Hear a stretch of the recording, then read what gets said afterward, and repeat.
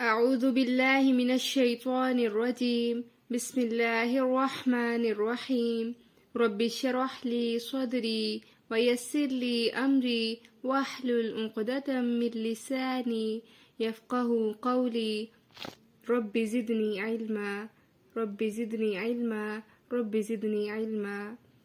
آیت نمبر 21 سے 25۔ یا ایہا الناس اعبدوا ربکم الذی خلقکم والذین من قبلکم لعلکم تتقون۔ اے لوگو، عبادت کرو اپنے رب کی جس نے پیدا کیا تمہیں اور انہیں جو تم سے پہلے تھے تاکہ تم بچ جاؤ۔ تمام انسانیت کو خطاب ہے، یا ایہا الناس، اے لوگو۔ الناس سے مراد یہاں ہے لوگ، تمام لوگ، مرد، عورت، آزاد، غلام، ہر نسل، ہر ذات کا بندہ، ہر زمانے کے لوگ اور ہر مقام کا شخص مخاطب ہے۔ اور کہا کیا جا رہا ہے؟ سُعْبُدُوا رَبَّكُمْ، اپنے رب کی عبادت کرو۔ عبادت میں 4 چیزیں شامل ہیں: کمال درجے کی محبت، کمال درجے کی عاجزی، کمال درجے کی تعظیم اور اللہ کا ڈر۔ ان 4 چیزوں کو ملا لیا جائے تو عبادت ہوگی۔ تو اللہ تعالیٰ فرما رہے ہیں، یا ایھا الناس، اے لوگو، عبادت کرو اپنے رب کی۔ اور تعارف کیا کروایا جا رہا ہے؟ خلقکم والذین من قبلکم، جس نے پیدا کیا ہے تمہیں اور تم سے پہلے لوگوں کو۔ سورہ دہر آیت نمبر 1 میں آتا ہے، کیا انسان پر زمانے میں ایک ایسا وقت نہیں گزرا جب وہ کوئی قابل ذکر چیز نہ تھا؟ پھر ہم نے انسان کو ایک نطفے سے بنایا تاکہ ہم اسے آزمائیں۔ تو وہاں پر مقصد بھی بتا دیا گیا کہ انسان کو بنایا کیوں، تاکہ اسے آزمایا جائے۔ تو یہاں مقصد بتایا عبادت اور وہاں آزمائش۔ تو آزمائش کیا ہے؟ کہ اللہ کے لیے عبادت کی جائے، خالص اسی کے لیے۔ اور کیوں کی جائے عبادت؟ تاکہ اللہ کی ناراضگی سے بچا جائے، جہنم سے اور برے انجام سے بچا جائے۔ تو یا ایھا الناس اعبدوا ربکم، اے لوگو، عبادت کرو اپنے رب کی جس نے پیدا کیا تم کو اور تم سے پچھلے لوگوں کو۔ اور وجہ کیا بتا دی کیوں عبادت کرنی ہے؟ لعلکم تتقون، تاکہ تم پرہیزگار بن جاؤ۔ تو اللہ تعالیٰ کو تو ہماری عبادتوں کی ضرورت نہیں، تو یہ ہمارے ہی لیے اللہ تعالیٰ نے بتایا کہ ہم عبادت کریں اللہ کی، ہم پرہیزگار بن جائیں۔ الذی جعل لکم الارض فراشا، وہ جس نے بنایا تمہارے لیے زمین کو فرش، والسماء بناء، اور آسمان کو چھت، وانزل من السماء ماء فاخرج به من الثمرات رزقا لکم، اور اس نے اتارا آسمان سے پانی، پھر اس نے نکالا اس کے پھلوں سے رزق تمہارے لیے۔ فلا تجعلوا للہ اندادا، پس نہ تم بناؤ اللہ کے لیے شریک، حالانکہ تم جانتے ہو۔ تو یہ وہی بات چل رہی ہے کہ عبادت کی، پہلے کہا کہ عبادت کرو اس کی جس نے تمہیں اور تم سے پہلے لوگوں کو بنایا، اور یہاں کہا جا رہا ہے الذی جعل لکم الارض، جس نے تمہارے لیے بنایا زمین کو فراشن، فرش۔ فرش سے مراد ہے بچھونا، بستر، تھکاوٹ دور کرنے کا ذریعہ، اور دوسرا اس کا معنی ہے دسترخوان۔ یعنی زمین کیسا دسترخوان ہے جس میں ہر قسم کی چیزوں کی، اناج، غلے کی، پھل سبزیوں وغیرہ کی پروڈکشن ہو رہی ہے۔ تو اللہ نے اس زمین کو بستر اور تھکاوٹ دور کرنے کا ذریعہ بنا دیا، آرام اور راحت کا ذریعہ بنا دیا، حالانکہ اس زمین کے نیچے آگ ہے۔ اگر دیکھا جائے تو نیچے لاوا ہے، مگر ہم اس کے اوپر سکون سے رہتے ہیں۔ والسماء بناء، اور آسمان کو پروٹیکشن بنا دیا، چھت بنا دیا، اوپر اس کو کلرڈ بنایا تاکہ ہمیں نظر آئے، اور جب ہم آسمان کو دیکھتے ہیں تو ایک عجیب قسم کا ایک سکون ہے جو ہمارے دل میں آتا ہے۔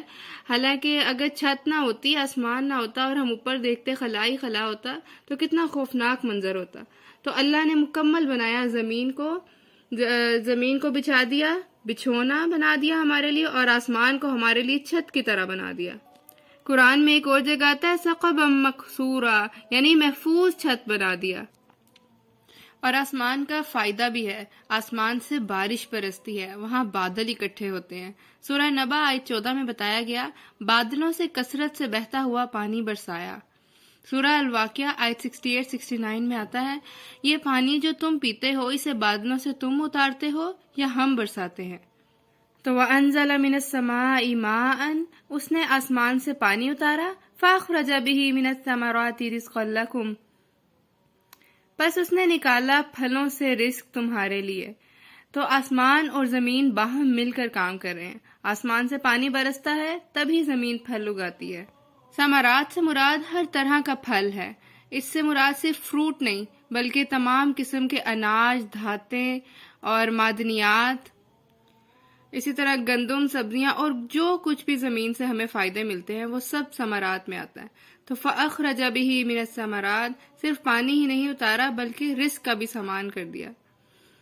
تو فروٹس نکالے مختلف رنگوں کے، ڈیفرنٹ شیپس کے، ڈیفرنٹ ٹیسٹ کے، اور دوسری آئٹم جیسے دالیں، گندم، چاول، سبزیاں نہ صرف انسانوں کے لیے بلکہ ہر مخلوق کا رزق بنا دیا۔ تو آسمان اور زمین انسان کے لیے چیزیں بنانے میں مل کر کام کر رہے ہیں۔ فرش کی مٹی اور آسمان کی بارش، یہ دونوں انسان کی خدمت میں لگے ہوئے ہیں، اور اللہ چاہ کیا رہا ہے، فَلَا تَجْعَلُوا لِلَّهِ أَنْدَادًا وَأَنْتُمْ تَعْلَمُونَ، پس نہ تم بناؤ اللہ کے لیے شریک، وَأَنْتُمْ تَعْلَمُونَ، حالانکہ تم جانتے ہو۔ اللہ تعالیٰ کہہ رہے ہیں تمہیں معلوم ہے کہ اللہ کے ساتھ کوئی شریک نہیں، اللہ اکیلے واحد نے یہ آسمان اور زمین اور اس دنیا میں بسنے والی ہر مخلوق بنائی۔ فَلَا تَجْعَلُوا لِلَّهِ أَنْدَادًا، پس تم اس کے ساتھ شریک نہ ٹھہراؤ۔ جس نے ہمارے لیے سب کچھ کیا، ہمیں بھی صرف اس اکیلی ذات کی عبادت کرنی ہے۔ انداد نت سے ہے، نون دال دال، اور نت کا معنی ہے کسی اور کو اس کی الوہیت میں شریک کرنا۔ تو اللہ فرما رہے ہیں فَلَا تَجْعَلُوا لِلَّهِ أَنْدَادًا، اللہ کی الوہیت، اس کی ذات اور صفات میں کسی کو شریک نہ کیا جائے۔ حدیث رسول صلی اللہ علیہ وسلم ہے، ایک شخص نے نبی صلی اللہ علیہ وسلم سے کہا کہ اللہ چاہے اور جو آپ چاہیں، تو آپ صلی اللہ علیہ وسلم نے فرمایا کیا تم مجھے اللہ کے ساتھ شریک ٹھہراتے ہو؟ نہیں، بلکہ یہ کہو کہ جو اکیلا اللہ چاہے۔ حضرت عبداللہ بن مسعود رضی اللہ تعالیٰ عنہ نے رسول صلی اللہ علیہ وسلم سے پوچھا کہ سب سے بڑا گناہ کیا ہے؟ آپ صلی اللہ علیہ وسلم نے فرمایا کہ اللہ جو خالق ہے اس کے ساتھ شریک ٹھہرانا۔ تو گویا کفر اپنی مرضی کو کہتے ہیں، اور ایمان لانا یعنی اللہ کے سامنے سر تسلیم خم کر دینا۔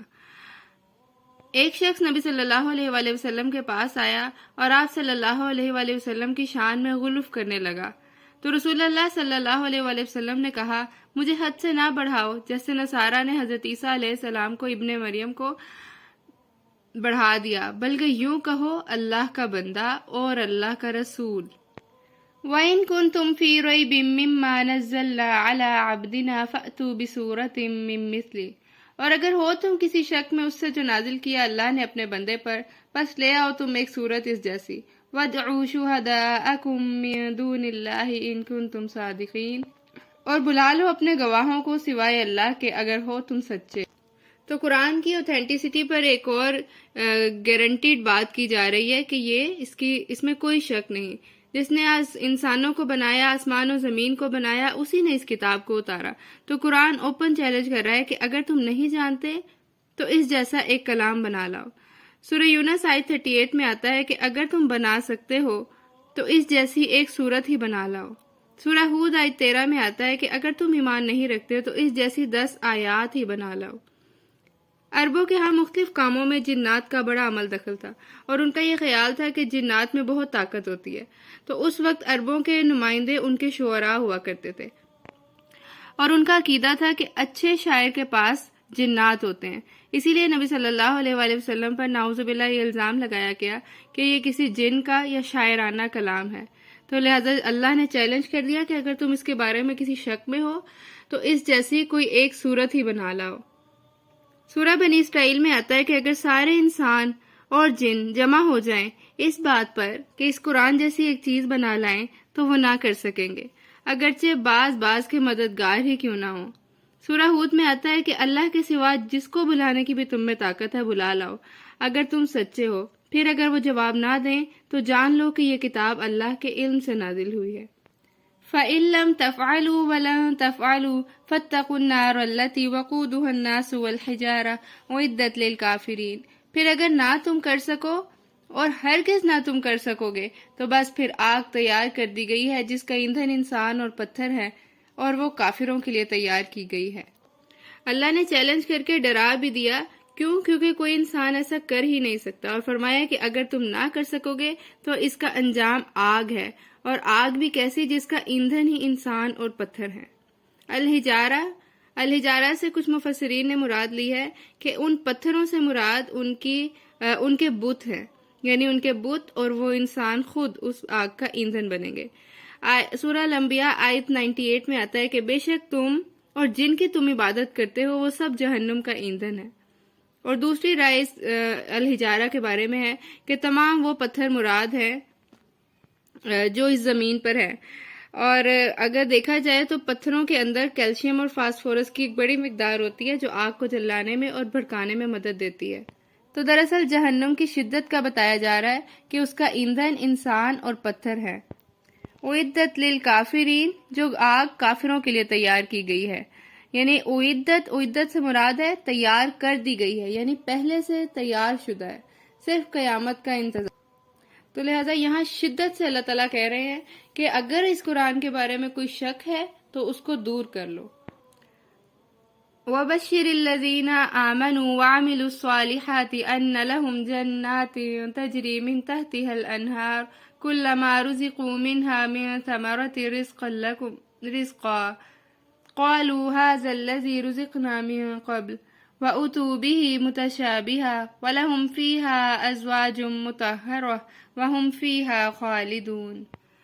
اور خوشخبری دے دیجیے انہیں جو ایمان لائے اور پھر نیک عمل کیے، بے شک ان کے لیے باغات ہیں، ان کے نیچے سے نہریں بہتی ہیں، جب کبھی وہ دیے جائیں گے اس میں سے کوئی پھل بطور رزق تو وہ کہیں گے یہ وہی ہے جو دیے گئے ہم اس سے پہلے، اور وہ دیے جائیں گے اس سے ملتا جلتا، اور ان کے لیے ان میں بیویاں ہوں گی نہایت پاکیزہ، اور وہ ان میں ہمیشہ رہنے والے ہیں۔ یعنی صرف ایمان لانا کافی نہیں، اس کے ساتھ عمل صالح بھی درکار ہے۔ جنات تجری من تحتها الانہار، مختلف قسم کی نہریں ہیں، 4 قسم کی نہروں کا ذکر قرآن میں مختلف مقامات پر آتا ہے، جن میں ایک دودھ کی نہر، شہد کی نہر، شراب کی نہر اور پانی کی نہر۔ تو نہ ماننے والوں کا انجام بھی بتا دیا گیا اور ماننے والوں کا انجام بھی بتا دیا گیا۔ جنت کو دیکھ کر پہلا کمنٹ کیا ھذا الذی رزقنا من قبل، کہ یہ تو وہی چیزیں ہیں جو ہمیں پہلے دی گئی تھی، یعنی ان کا ٹیسٹ انہیں پہلے سے ڈیولپڈ ہوگا، کوئی اس طرح کی چیز انہیں نہیں دی جائے گی کہ جس سے دیکھ کے وہ ڈر جائے، اور اس کی تہ میں کوئی انسان نہیں جا سکتا، کیونکہ جنت ایک ایسی چیز ہے جس کے بارے میں کوئی تصور بھی نہیں کر سکتا۔ تو ہو سکتا ہے کہ ان کے صرف نام ان سے ملتے جلتے ہوں، یا کلر یا شیپ یا ملتا جلتا ہو، لیکن ان کی جو ٹیسٹ ہے وہ مختلف ہوں گے۔ جیسے قرآن میں ذکر آتا ہے کہ جنت میں کھجور، انجیر، زیتون اور بیر وغیرہ ملیں گے۔ تو جنت تو وہ جگہ ہے جسے نہ کسی آنکھ نے دیکھا، نہ کسی کان نے سنا، اور نہ کسی ذہن نے اس کا گمان ہی کیا۔ وَلَهُمْ فِيهَا أَزْوَاجٌ مُطَهَّرَةٌ، اور ان میں بیویاں ہوں گی نہایت پاکیزہ۔ سورہ ال عمران میں آتا ہے تو ان کے رب نے ان کی دعا قبول کر لی اور ان سے وعدہ کر لیا کہ بے شک میں نہیں ضائع کروں گا ان کا عمل، خواہ وہ مرد ہوں یا عورت۔ تو ان کے لیے بیویاں ہوں گی پاکیزہ۔ پاکیزہ سے مراد جسمانی اعتبار سے بھی پاکیزگی ہے اور باطنی پاکیزگی بھی۔ جسمانی پاکیزگی کیا ہوگی جنت میں کہ کسی قسم کی گندگی نہیں ہوگی، جیسے جتنا مرضی ہم طہارت حاصل کر لیں، لیکن جیسے کان میں، ناک میں گندگی ہوتی ہے، تو جنتی عورت ان سب قسم کی گندگیوں سے پاک ہوگی۔ اور دوسرا باطنی پاکیزگی یعنی اخلاق اور دل صاف ہوں گے۔ وَهُمْ فِيهَا خَالِدُونَ، اور وہ اس میں ہمیشہ رہیں گے، یعنی ہمیشگی کی جنت ہے۔ صحیح بخاری کی حدیث کا مفہوم ہے کہ جب جنتیوں کو جنت اور دوزخیوں کو جہنم میں ڈال دیا جائے گا، پھر ایک مینڈا لایا جائے گا جسے ذبح کر دیا جائے گا، سب سمجھ جائیں گے کہ یہ مینڈا موت ہے، اور پھر اعلان کر دیا جائے گا کہ جنتی ہمیشہ کے لیے جنت میں اور جہنمی ہمیشہ کے لیے جہنم میں رہیں گے۔ حدیث میں آتا ہے کہ جنتی اس بات کو سن کر اتنا خوش ہوں گے کہ اگر خوشی سے مر جانا ممکن ہوتا تو مر جاتے، اور جہنمی اس بات کو سن کر اتنا غمگین ہوں گے کہ اگر غم سے مر جانا ممکن ہوتا تو وہ مر جاتے۔ تو اللہ تعالیٰ سے دعا ہے کہ اللہ تعالیٰ اس جنت کو ہمارا مقدر کر دے۔ وآخر دعوانا ان الحمد للہ رب العالمین۔